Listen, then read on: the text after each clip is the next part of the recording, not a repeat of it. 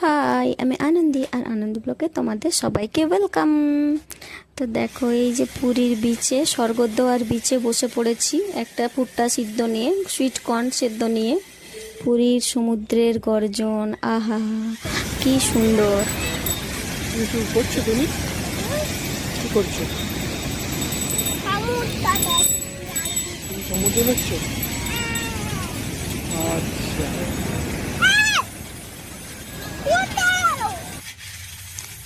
তো বিচের থেকে এসে পরে আমরা দেখতে এলাম একটু এই মাছগুলো।